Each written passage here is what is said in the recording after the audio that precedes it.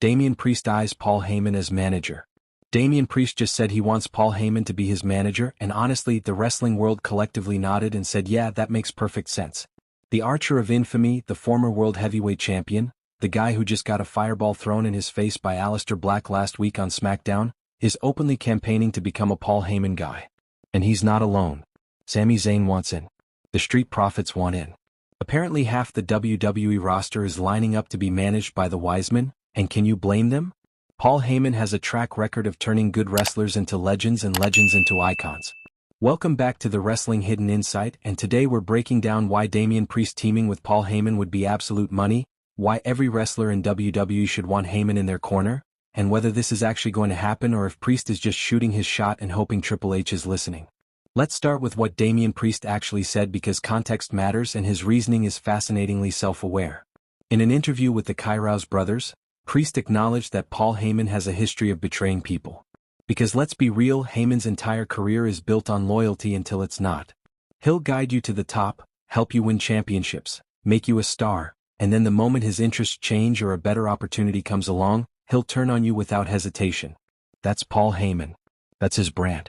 That's what makes him the greatest manager in wrestling history. He's a mercenary with a microphone and everyone knows it. But here's where Priest's response gets interesting. He said he's still a Paul Heyman guy and would have no problem with Heyman advocating for him. What? Because Priest acknowledges that backstabbing is part of the business and he's been guilty of it too. That's incredibly honest. That's Priest basically saying, look, I know how this works, I know what Heyman does, I've done similar things myself and I still think the benefits outweigh the risks.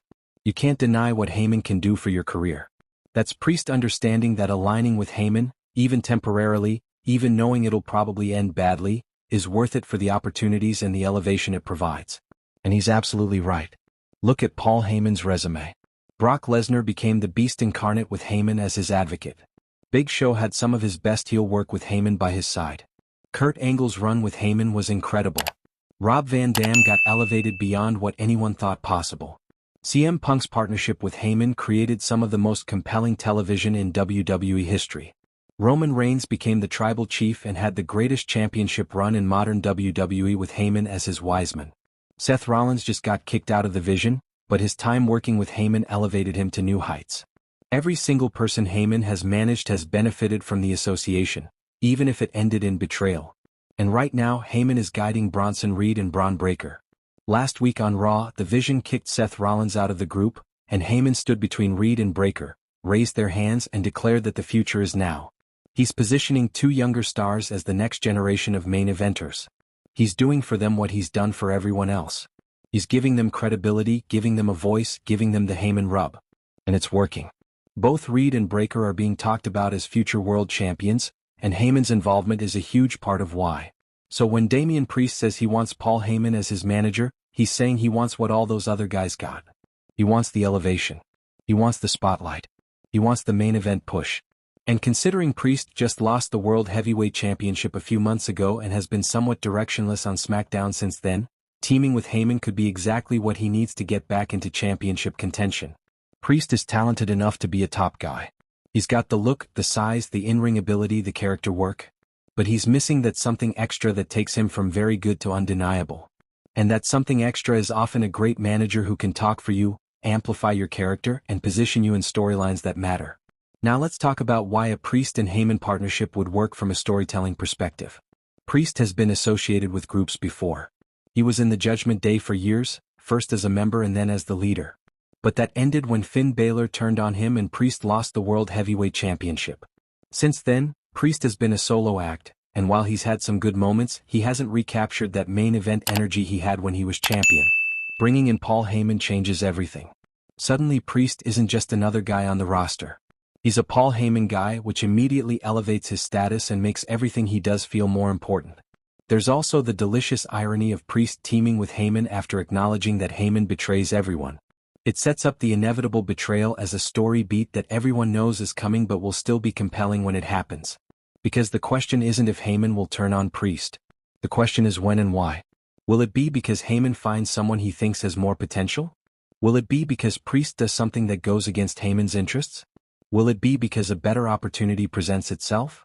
The betrayal is built into the premise, and that creates dramatic tension from day one.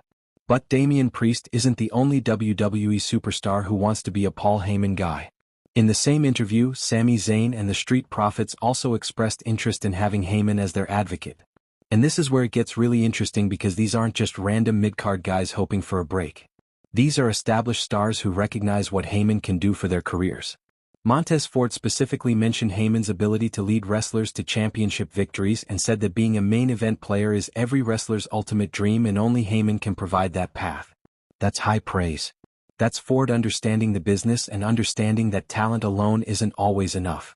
You need the right positioning, the right storylines, the right advocate to get you where you want to be.